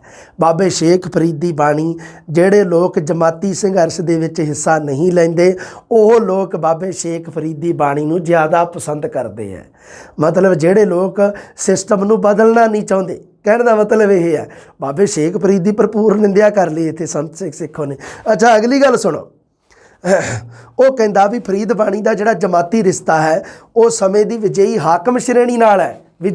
ਜਿਹੜੀ ਵਿਜੇਈ ਹੋ ਚੁੱਕੀ ਆ ਉਸ ਸ਼੍ਰੇਣੀ ਦੇ ਨਾਲ ਹੈ। ਅਗਲੀ ਗੱਲ, ਉਹ ਸੰਸਾਰ ਤੋਂ ਨਿਰਲੇਪਤਾ ਦਾ ਪ੍ਰਚਾਰ ਕਰਦਾ ਹੈ। ਮਤਲਬ ਕੀ ਹੈ ਵੀ ਬਾਬੇ ਸ਼ੇਖ ਫਰੀਦ ਦੀ ਜਿਹੜੀ ਫਰੀਦ ਬਾਣੀ ਦਾ ਰਿਸ਼ਤਾ ਹੈ, ਜਿਹੜਾ ਜਮਾਤੀ ਰਿਸ਼ਤਾ, ਉਹ ਸਮੇਂ ਦੀ ਵਿਜੇਈ ਹਾਕਮ ਸ਼੍ਰੇਣੀ ਹੈ। ਵੱਡੀ ਸ਼੍ਰੇਣੀ ਨਾਲ ਹੈ, ਨੀਵੀਂ ਸ਼੍ਰੇਣੀ ਨਾਲ ਨਹੀਂ।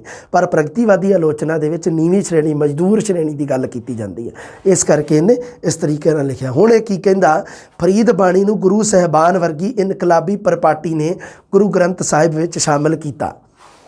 ਗੁਰੂ ਗ੍ਰੰਥ ਸਾਹਿਬ ਜੀ ਦੀ ਬਾਣੀ ਨੂੰ ਇਨਕਲਾਬੀ ਬਾਣੀ ਦੱਸਦਾ ਹੈ, ਗੁਰਬਾਣੀ ਨੂੰ ਪਰਾਸਾਹਿਤ ਕਰਦਾ। ਅਤੇ ਗੁਰਬਾਣੀ ਮਤਲਬ ਸ਼੍ਰੀ ਗੁਰੂ ਗ੍ਰੰਥ ਸਾਹਿਬ ਜੀ ਦੀ ਬਾਣੀ ਹੈ ਜਿਹੜੀ, ਜਦੋਂ ਉਹ ਬਾਬੇ ਸ਼ੇਖ ਫਰੀਦ ਦੀ ਆਲੋਚਨਾ ਕਰਦਾ, ਆਲੋਚਨਾ ਦਾ ਮਤਲਬ ਨਿੰਦਿਆ ਨਹੀਂ ਹੁੰਦਾ, ਸੁਣ ਲਓ ਧਿਆਨ ਨਾਲ। ਆਲੋਚਨਾ ਦਾ ਮਤਲਬ ਹੁੰਦਾ ਚੰਗੇ ਮਾੜੇ ਦੋਨਾਂ ਗੁਣਾਂ ਨੂੰ ਵੇਖਣਾ, ਪਰਖਣਾ, ਘੋਖਣਾ। ਠੀਕ ਹੈ। ਹੁਣ ਕੀ ਹੈ ਵੀ ਹੁਣ ਇਹ ਕਹਿੰਦਾ ਵੀ ਗੁਰੂ ਸਾਹਿਬਾਨਾਂ ਨੇ ਗੁਰੂ ਸਾਹਿਬਾਨ ਵਰਗੇ ਇਨਕਲਾਬੀ ਹੈ, ਕਿਉਂਕਿ ਗੁਰੂ ਨਾਨਕ ਦੇਵ ਜੀ ਜਦੋਂ ਆਪਣੀ ਬਾਣੀ ਰਚਦੇ ਆ ਉਦੋਂ ਇਨਕਲਾਬ ਲਿਆ ਦਿੰਦੇ ਆ ਇੱਕ ਤਰ੍ਹਾਂ ਦਾ। ਧਰਮ, ਪਖੰਡ, ਜਾਤ ਪਾਤ, ਇਸਤਰੀ ਦੇ ਵਿਰੁੱਧ ਜੋ ਵੀ ਚੱਲ ਰਿਹਾ ਸੀ, ਜੋ ਵੀ ਸੀ, ਜਿੰਨੇ ਵੀ ਤਰ੍ਹਾਂ ਦੇ ਪਖੰਡ ਚੱਲੀ ਜਾਂਦੇ ਸੀ, ਉਹਨਾਂ ਦੇ ਵਿਰੁੱਧ ਬਾਬੇ ਨਾਨਕ ਦੀ ਬਾਣੀ ਹੈ ਜਿਹੜੀ ਉਹ ਇਨਕਲਾਬ ਲਿਆਉਂਦੀ ਹੈ ਇੱਕ।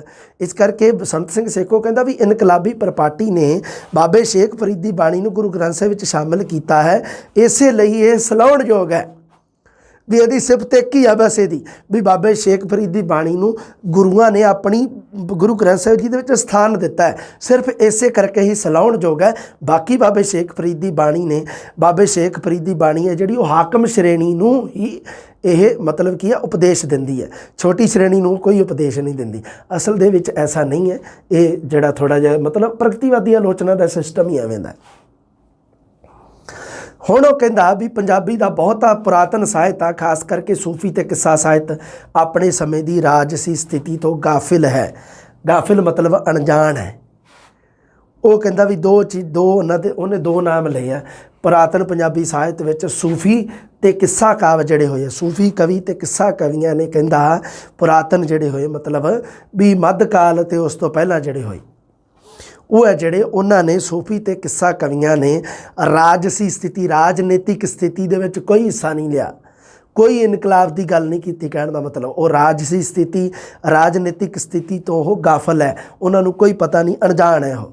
ਲੋਕ ਸਾਹਿਤ ਨੂੰ ਕਿਹਾ ਵੀ ਨਿਮਨ ਸਾਹਿਤ ਹੈ। ਕਾਹਤੋਂ ਕਿਹਾ ਆ ਵੀ ਨਿਮਨ ਸਾਹਿਤ ਕਿਉਂ ਹੈ, ਨਿਮਨ ਸ਼੍ਰੇਣੀ ਦਾ ਕਿਉਂ? ਲੋਕ ਸਾਹਿਤ ਤਾਂ ਸਾਡੇ ਸਾਹਿਤ ਦਾ ਇੱਕ ਮਤਲਬ ਕੀ ਹੈ ਵੀ ਲੋਕ ਸਾਹਿਤ ਦਾ ਤਾਂ ਨਜ਼ਾਰਾ ਹੀ ਅੱਡ ਹੈ, ਲੋਕ ਗੀਤਾਂ ਦਾ, ਲੋਕ ਕਹਾਣੀਆਂ ਦਾ। ਸੰਤ ਸਿੰਘ ਸੇਖੋਂ ਹੈ ਕਿਉਂ ਕਹੀ ਜਾਂਦਾ ਵੀ ਲੋਕ ਸਾਹਿਤ ਨਿਮਨ ਸਾਹਿਤ ਹੈ? ਕਹਿੰਦਾ ਵੀ ਇਹ ਲੋਕਾਂ ਦੀ ਵੇਦਨਾ ਦਾ ਕੇਵਲ ਭਾਵੁਕ ਅਤੇ ਛਣਕ ਪ੍ਰਗਟਾਵਾ ਹੈ। ਕਹਿੰਦਾ ਇਹ ਭਾਵਨਾ ਦੇ ਨਾਲ ਜੁੜਿਆ ਹੋਇਆ ਸਾਹਿਤ ਹੈ, ਅਤੇ ਛਣਕ ਮਤਲਬ ਛਿਣ ਮਾਤਰ ਪ੍ਰਗਟਾਵਾ ਹੈ ਭਾਵਨਾ ਦਾ, ਹੋਰ ਕੁਛ ਨਹੀਂ ਗਾ। ਕਹਿੰਦਾ ਹੋਰ ਤਾਂ ਹੈ ਹੀ ਨਹੀਂ, ਕਹਿੰਦਾ ਇਹਦੇ ਵਿੱਚ ਲੋਕ ਸਾਹਿਤ ਕੁਛ ਵੀ। ਨਿਮਨ ਸਾਹਿਤ ਜਾਂ ਅੱਧਮ ਕਾਵਿ ਕਿਹਾ ਇਹਨੇ, ਧਿਆਨ ਰੱਖਿਓ। ਲੋਕ ਸਾਹਿਤ ਨੂੰ ਨਿਮਨ ਸਾਹਿਤ ਜਾਂ ਅੱਧਮ ਕਾਵਿ। ਠੀਕ ਹੈ ਭਾਈ। ਆਧੁਨਿਕ ਸਾਹਿਤ ਦੇ ਵਿੱਚ ਕੀ ਗੱਲਾਂ ਕੀਤੀਆਂ ਇਹਨੇ ਸੁਣ ਲਓ। ਕਾਵਿ ਦੇ ਮੌਲਿਕ ਸਰੂਪ ਬਾਰੇ ਭਾਰਤੀ ਕਾਵਿ ਸ਼ਾਸਤਰ ਨੂੰ ਆਧਾਰ ਬਣਾ ਕੇ ਚਰਚਾ ਕੀਤੀ ਹੈ ਇਹਨੇ। ਕਾਵ ਦਾ ਮੌਲਿਕ ਸਰੂਪ ਹੈ ਜਿਹੜਾ, ਉਹਦੀ ਜਦੋਂ ਉਹ ਚਰਚਾ ਕਰਦਾ ਤੇ ਉਦੋਂ ਭਾਰਤੀ ਕਾਵ ਸ਼ਾਸਤਰ ਨੂੰ ਉਹ ਅੱਗੇ ਰੱਖਦਾ। ਪਲੈਟੋ ਅਰਸਤੂ ਨੂੰ ਨਹੀਂ, ਭਾਰਤੀ ਕਾਵ ਸ਼ਾਸਤਰ ਨੂੰ। ਸਮਝ ਗਏ ਨਾ? ਜਿਹੜੇ ਆਪਣੇ ਹੋਏ ਆ, ਜਿਹੜੇ ਆਚਾਰੀਆ ਹੋਏ ਆ, ਜਿਹੜੇ ਹੈ ਨਾ, ਜਿਵੇਂ ਭਰਤ ਮੁਨੀ ਹੋਇਆ ਹੈ ਨਾ, ਇਹਨਾਂ ਦੇ ਬਾਰੇ ਇਹਨਾਂ ਦੀਆਂ ਆਲੋਚਨਾ ਨੂੰ ਆਧਾਰ ਬਣਾ ਕੇ ਅੱਜ ਆਖਾਂ ਵਾਰਿਸ ਸ਼ਾਹ ਨੂੰ, ਜਿਹੜੀ ਅੰਮ੍ਰਿਤਾ ਪ੍ਰੀਤਮ ਦੀ ਕਵਿਤਾ ਹੈ ਜਿਹੜੀ, ਅੱਜ ਆਖਾਂ ਵਾਰਿਸ ਸ਼ਾਹ ਨੂੰ ਕਿਤੇ ਕਬਰਾਂ ਵਿੱਚੋਂ ਬੋਲ, ਤੇ ਅੱਜ ਕਿਤਾਬੇ ਇਸ਼ਕ ਦਾ ਕੋਈ ਅਗਲਾ ਵਰਕਾ ਫੁੱਲ, ਹੈ ਨਾ, 10ਵੀਂ ਦੀ ਕਿਤਾਬ ਦੇ ਵਿੱਚ ਹੈਗੀ ਹੈ ਸ਼ਾਇਦ ਇਹ ਕਵਿਤਾ। ਹਾਂ, ਅੰਮ੍ਰਿਤਾ ਪ੍ਰੀਤਮ ਦੀ ਇਹ ਕਵਿਤਾ ਜਿਹੜੀ ਉਹ ਇਨਕਲਾਬੀ ਕਸਵੱਟੀ ਤੇ ਪੂਰੀ ਨਹੀਂ ਉਤਰਦੀ। ਕਹਿੰਦਾ ਸਿਰਫ ਇੱਕ ਰੋਮਾਂਟਿਕ ਨਾਅਰੇਬਾਜ਼ੀ ਹੈ। ਧਿਆਨ ਰੱਖਣੀ ਹੈ ਤੁਸੀਂ ਇਹ ਗੱਲ ਵੀ ਇਹ ਇਨਕਲਾਬੀ ਕਸੌਟੀ, ਇਨਕਲਾਬੀ ਨਹੀਂ ਗੀ ਇਹ ਕਵਿਤਾ। ਇਹ ਕਵਿਤਾ ਇਨਕਲਾਬ ਨਹੀਂ ਲਿਆ ਸਕਦੀ। ਸੰਤ ਸਿੰਘ ਸੇਖੋਂ ਕਹਿੰਦਾ, ਸੰਤ ਸਿੰਘ ਸੇਖੋਂ ਦਾ ਤਾਂ ਮਤਲਬ ਹੀ ਇਨਕਲਾਬ ਲਿਆਉਣਾ ਹੈ। ਹਾਂ, ਅਲੰਕਾਰ ਤੋਂ ਬਿਨਾਂ ਛੰਦ ਹੈ ਜਿਹੜਾ ਉਹ ਕਾਵ ਨਹੀਂ ਅਖਵਾ ਸਕਦਾ। ਬਈ ਗੱਲ ਨੂੰ ਹੂਬਹੂ ਯਾਦ ਰੱਖਣਾ, ਕੋਈ ਐਵੇਂ ਟੈਨਸ਼ਨ ਨਾ ਲਓ ਵੀ ਆ ਲਿਖਿਆ ਕੀ ਹੈ। ਅਲੰਕਾਰ ਤੋਂ ਬਿਨਾਂ ਛੰਦ ਕਾਵ ਨਹੀਂ ਅਖਵਾ ਸਕਦਾ। ਛੰਦ ਵਿਧਾਨ ਦੀ ਪਾਲਣਾ ਜਿਹੜੀ ਉਹ ਕਾਵ ਹੋਣ ਦਾ ਲਾਜ਼ਮੀ ਤੱਤ ਹੈ। ਮਤਲਬ ਕੀ ਹੈ? ਇਹ ਕਹਿੰਦਾ ਵੀ ਛੰਦਾਬੰਦੀ ਦੀ ਹੋਣੀ ਚਾਹੀਦੀ ਹੈ, ਵੀ ਉਹ ਨਹੀਂ ਹੋਣੀ ਚਾਹੀਦੀ, ਮਤਲਬ ਜਿਹੜੀ ਛੰਦ ਮੁਕਤ ਕਵਿਤਾ ਨਹੀਂ ਹੋਣੀ ਚਾਹੀਦੀ ਹੈ। ਕਹਿਣ ਦਾ ਮਤਲਬ ਇਹ ਹੈ, ਜ਼ਰੂਰੀ ਹੈ। ਕਹਿੰਦਾ ਛੰਦ ਵਿਧਾਨ ਦੀ ਪਾਲਣਾ ਹੋਣੀ ਕਾਵ ਹੋਣ ਦਾ ਇੱਕ ਲਾਜ਼ਮੀ ਤੱਤ ਹੈ। ਛੰਦ ਹੈ ਜਿਹੜਾ ਉਹ ਕਾਵ ਦਾ ਲਿੰਗ ਰੂਪ ਹੈ। ਇਹਨੇ ਕਿਹਾ ਵੀ ਛੰਦ ਹੈ ਕਾਵ ਦਾ ਲਿੰਗ ਰੂਪ ਹੈ ਇਹ। ਠੀਕ ਹੈ ਬਾਈ, ਗੱਲ ਧਿਆਨ ਦੇ ਵਿੱਚ ਰੱਖਣੀ ਹੈ ਤੁਸੀਂ। ਉਹ ਬਹੁ ਗੱਲਾਂ ਤੁਕਾਂਤ ਰਹਿਤ ਕਵਿਤਾ ਜਿਹੜੀ ਉਹ ਮਸਤੀ ਤੇ ਮਸਤੀ ਵਾਲੇ ਬੰਦਿਆਂ ਦੀ ਹੀ ਦੇਣ ਹੋ ਸਕਦੀ ਹੈ। ਹੁਣ ਇਹਨੇ ਗੱਲ ਕੀਤੀ ਹੈ, ਹਾਲਾਂਕਿ ਛੰਦਾਬੰਦੀ ਕਵਿਤਾ ਦੀ ਗੱਲ ਕਰ ਚੁੱਕਿਆ ਹੈ। ਇਹ ਕਹਿੰਦਾ ਵੀ ਛੰਦ ਵਿਧਾਨ ਦੀ ਪਾਲਣਾ ਜਿਹੜੀ ਕਰਦੀ ਹੈ ਕਵਿਤਾ, ਉਹ ਛੰਦ ਵਿਧਾਨਾਂ ਦੀ ਪਾਲਣਾ ਕਿਸੇ ਕਵਿਤਾ ਦੇ ਵਿੱਚ ਹੋਣਾ ਬਹੁਤ ਜ਼ਰੂਰੀ ਹੈ। ਇਹ ਲਾਜ਼ਮੀ ਤੱਤ ਹੈ ਇੱਕ ਛੰਦ। ਪਰ ਅੱਜ ਕੱਲ੍ਹ ਦੀ ਜਿਹੜੀ ਹੁੰਦੀ ਹੈ ਕਾਵ ਦੇ ਤੱਤ, ਉਹਦੇ ਵਿੱਚ ਛੰਦ ਲਾਜ਼ਮੀ ਨਹੀਂ ਗਾ, ਹੈ ਨਾ। ਛੰਦਾਂ ਤੋਂ ਬਿਨ ਛੰਦ ਮੁਕਤ ਕਵਿਤਾ ਵੀ ਲਿਖੀ ਜਾਂਦੀ ਹੈ। ਪੰਜਾਬੀ ਦਾ ਪਹਿਲਾ ਕਵੀ ਹੈ ਜਿਹੜਾ ਛੰਦ ਮੁਕਤ ਕਵਿਤਾ ਲਿਖਦਾ, ਪਹਿਲਾ ਕਵੀ ਉਹ ਹੈਗਾ ਪ੍ਰੋਫੈਸਰ ਪੂਰਨ ਸਿੰਘ, ਜਿਹੜਾ ਛੰਦਾਬੰਦੀ ਨੂੰ ਮਤਲਬ ਕਿ ਨਵਾਬੀ ਜੁੱਤੀ ਦੀ ਕੈਦ ਕਹਿ ਕੇ ਤਿਆਗ ਦਿੰਦਾ। ਹੁਣ ਇਹ ਕਹਿੰਦਾ ਵੀ ਤੁਕਾਂਤ ਰਹਿਤ ਕਵਿਤਾ ਹੈ ਜਿਹੜੀ ਉਹ ਮਸਤੀ ਵਾਲੇ ਬੰਦਿਆਂ ਦੀ ਹੀ ਦੇਣ ਹੋ ਸਕਦੀ ਹੈ। ਵੀ ਜਿਹੜੇ ਛੰਦਾਬੰਦੀ ਤੋਂ ਬਿਨਾਂ ਲਿਖਦੇ ਆ, ਤੁਕਾਂਤ ਰਹਿਤ ਕਵਿਤਾ ਲਿਖਦੇ ਆ, ਉਹ ਤਾਂ ਮਸਤੀ ਵਾਲੇ ਬੰਦੇ ਹੀ ਲਿਖ ਸਕਦੇ ਆ। ਕਹਿੰਦਾ ਹੁਣ ਨੋਟ ਲਾ ਕੇ ਲਿਖਿਆ ਵੀ ਸੰਤ ਸਿੰਘ ਸੇਖੋਂ ਦੀ ਆਲੋਚਨਾ ਕੀ ਹੈ। ਸੰਤ ਸਿੰਘ ਸੇਖੋਂ ਦੀ ਆਲੋਚਨਾ ਦੇ ਵਿੱਚ ਕਮੀਆਂ ਕੀ ਹੈ? ਇੱਕ ਤਾਂ ਹੈਗੀ ਆ ਸਵੈ ਵਿਰੋਧਾਂ ਦਾ ਸ਼ਿਕਾਰ ਹੈ। ਇਹ ਸਵੈ ਵਿਰੋਧਾਂ ਦਾ ਸ਼ਿਕਾਰ ਹੈ ਵੀ ਇੱਕ ਪਾਸੇ ਤਾਂ ਗੁਰਬਾਣੀ ਨੂੰ ਪਾਸੇ ਨਹੀਂ ਹਟਾਉਣਾ ਚਾਹੁੰਦਾ, ਗੁਰਬਾਣੀ ਨੂੰ ਕਹਿੰਦਾ ਹੈ ਵੀ ਇਹ ਇਨਕਲਾਬੀ ਹੈ ਵੀ, ਪਰ ਬਾਬੇ ਸ਼ੇਖ ਫਰੀਦ ਦੀ ਬਾਣੀ ਨੂੰ ਇਨਕਲਾਬੀ ਮੰਨਣ ਨੂੰ ਤਿਆਰ ਨਹੀਂ ਗਾ। ਵੀ ਬਾਬੇ ਸ਼ੇਖ ਫਰੀਦ ਦੀ ਬਾਣੀ ਕਿਹੜਾ ਬਾਹਰ ਆਉਂਦੀ ਹੈ, ਗੁਰੂ ਗ੍ਰੰਥ ਸਾਹਿਬ ਜੀ ਦੇ ਵਿੱਚ ਹੀ ਤਾਂ ਹੈ। ਲੈ ਦੱਸ। ਹਾਂ, ਡਾਕਟਰ ਸੁਰਜੀਤ ਭੱਟੀ ਨੇ ਗੱਲ ਲਿਖੀ ਹੈ, ਮਾਰਕਸਵਾਦੀ ਪੰਜਾਬੀ ਆਲੋਚਨਾ, ਇਹਨੇ ਲਿਖੀ ਹੈ ਕਿਤਾਬ। ਉਹਦੇ ਵਿੱਚ ਲਿਖਿਆ ਹੈ, ਸੇਖੋਂ ਜੋ ਕੁਝ ਲੋਕ ਗੀਤਾਂ ਵਿੱਚ ਪ੍ਰਾਪਤ ਹੁੰਦਾ ਹੈ ਦੀ ਥਾਂ ਇਸ ਗੱਲ ਵਿੱਚ ਚਿੰਤਿਤ ਹੈ ਕਿ ਕੀ ਪ੍ਰਾਪਤ ਹੋਣਾ ਚਾਹੀਦਾ। ਅੱਛਾ, ਇਹਨੇ ਲੋਕ ਸਾਹਿਤ ਨੂੰ ਤਾਂ ਇਹਨੇ ਕੀ ਕਿਹਾ? ਨਿਮਨ ਸਾਹਿਤ ਅਧਮ ਕਾਵਿ ਕਿਹਾ ਹੈ ਨਾ। ਲੋਕ ਸਾਹਿਤ ਨੂੰ ਇਹਨੇ ਨਿਮਨ ਸਾਹਿਤ ਜਾਂ ਅਧਮ ਕਾਵਿ ਕਿਹਾ। ਪਰ ਸੁਰਜੀਤ ਭੱਟੀ ਕਹਿੰਦਾ ਵੀ ਇਹਦੇ ਪਿੱਛੇ ਕਾਰਨ ਕੀ ਹੈ? ਕਾਰਨ ਇਹ ਆ ਵੀ ਸੇਖੋਂ ਇਹ ਚਾਹੁੰਦਾ ਹੈ ਵੀ ਸੇਖੋਂ ਮਤਲਬ ਕੀ ਹੈ, ਲੋਕ ਸਾਹਿਤ ਦੇ ਵਿੱਚ ਜੋ ਕੁਝ ਹੈ, ਲੋਕ ਗੀਤਾਂ ਦੇ ਵਿੱਚ ਜੋ ਵਿਸ਼ਾ ਹੈ, ਜੋ ਚੀਜ਼ ਹੈ, ਜੋ ਤੱਤ ਹੈ, ਉਹਨਾਂ ਵੱਲ ਨਹੀਂ ਧਿਆਨ ਦੇ ਰਿਹਾ। ਉਹ ਐ ਨਹੀਂ ਵੀ ਇਹ ਜਿਹੜਾ ਹੈ ਉਹ ਹੈ, ਚਲੋ ਠੀਕ ਹੈ, ਉਹਦੇ ਬਾਰੇ ਗੱਲ ਕਰ ਲਾਂ, ਪਰ ਇਹ ਦੱਸਦਾ ਵੀ ਇਹਦੇ ਵਿੱਚ ਕੀ ਹੋਣਾ ਚਾਹੀਦਾ। ਇੱਕ ਆਲੋਚਕ ਹੈ ਜਿਹੜਾ ਇਸ ਤਰ੍ਹਾਂ ਨਹੀਂ ਕਦੇ ਵੀ ਕਰ ਸਕਦਾ ਵੀ ਇਹ ਤਾਂ ਫਿਰ ਉਪਦੇਸ਼ ਹੋ ਗਏ ਵੀ ਐ ਨਹੀਂ ਕਰਨਾ ਚਾਹੀਦਾ, ਉਹ ਨਹੀਂ ਕਰਨਾ ਚਾਹੀਦਾ। ਬਾਬੇ ਸ਼ੇਖ ਫਰੀਦ ਨੂੰ ਛੋਟੀ ਸ਼੍ਰੇਣੀ ਨੂੰ ਉਪਦੇਸ਼ ਦੇਣਾ ਚਾਹੀਦਾ। ਸੋ ਇਹ ਕੀ ਹੈ? ਤਾਂ ਉਪਦੇਸ਼ ਹੋ ਗਿਆ ਇੱਕ ਤਰ੍ਹਾਂ ਦਾ। ਇਹ ਆਲੋਚਨਾ ਥੋੜ੍ਹੀ ਹੋ ਗਈ, ਆਲੋਚਨਾ ਦੀ ਦ੍ਰਿਸ਼ਟੀ 'ਚ ਨਹੀਂ ਆਉਂਦੀ ਇਹ। ਆਲੋਚਨਾ ਦਾ ਮਤਲਬ ਹੁੰਦਾ ਜੋ ਚੀਜ਼ ਜਿਵੇਂ ਹੈ ਉਸ ਦੇ ਗੁਣ ਦੋਸ਼ ਦੱਸਣੇ। ਅਤੇ ਇਹ ਕੀ ਹੈ? ਸੇਖੋਂ ਜੋ ਕੁਝ ਵੀ ਲੋਕ ਗੀਤਾਂ ਵਿੱਚ ਪ੍ਰਾਪਤ ਹੁੰਦਾ ਹੈ ਉਸ ਦੀ ਥਾਂ ਇਸ ਗੱਲ ਵੱਲ ਚਿੰਤਤ ਹੈ ਕਿ ਕੀ ਪ੍ਰਾਪਤ ਹੋਣਾ ਚਾਹੀਦਾ। ਹਰਭਜਨ ਸਿੰਘ ਭਾਟੀਆ ਕਹਿੰਦਾ ਵੀ ਸੇਖੋਂ ਦੀ ਆਲੋਚਨਾ ਹੈ ਜਿਹੜੀ ਉਹ ਪੂਰਵ ਨਿਰਧਾਰਿਤ ਹੈ। ਉਹ ਪਹਿਲਾਂ ਤੋਂ ਹੀ ਨਿਰਧਾਰਿਤ ਕੀਤੀ ਗਈ ਆ, ਉਹਨੇ ਪਹਿਲਾਂ ਤੋਂ ਹੀ ਨਿਰਧਾਰਿਤ ਕਰ ਲੈਂਦਾ ਉਹ ਗੱਲ ਵੀ ਆ ਮੈਂ ਕਹਿਣੀ ਆ ਮੈਂ ਕਹਿਣੀ। ਇਹ ਹੋ ਗਈ ਸੰਤ ਸਿੰਘ ਸੇਖੋਂ ਦੀ ਆਲੋਚਨਾ। ਲਓ ਜੀ, ਸੰਤ ਸਿੰਘ ਸੇਖੋਂ ਬਾਰੇ ਗੱਲਾਂ ਜਿੰਨੀਆਂ ਆ ਲਿਖੀਆਂ ਨਾ ਬੇਟਾ ਜੀ, ਇਹਦੇ ਵਿੱਚੋਂ ਪ੍ਰਸ਼ਨ ਆਉਣਗੇ। ਮੈਂ ਤੁਹਾਨੂੰ ਦੱਸਦਾ ਪ੍ਰਸ਼ਨ ਇਹਦੇ ਵਿੱਚੋਂ ਤਾਂ ਨਹੀਂ ਮੈਂ ਬਾਹਰ ਜਾਣ ਦਿੰਦਾ, ਇੰਨਾ ਤਾਂ ਮੈਨੂੰ ਧਿਆਨ। ਅਗਲਾ ਆਲੋਚਕ ਆਪਾਂ ਅਤਰ ਸਿੰਘ ਪੜ੍ਹਨਾ ਹੈ। ਅਤਰ ਸਿੰਘ ਨੇ ਆਧੁਨਿਕਤਾਵਾਦ ਦਿੱਤਾ ਹੈ ਨਾ। ਆਧੁਨਿਕਤਾਵਾਦ ਬਾਰੇ ਗੱਲ ਕਰਦੇ ਆਪਾਂ। ਲਓ ਮੈਂ ਇੱਕ ਵਾਰੀ ਕੋਈ ਚਾਹ ਕੌਫੀ ਪੀ ਲਾਂ, ਫਿਰ ਆਪਾਂ ਗੱਲ ਕਰਦੇ ਹਾਂ। ਜਲਦੀ ਮਿਲਦੇ ਹਾਂ। ਸਤਿ ਸ੍ਰੀ ਅਕਾਲ।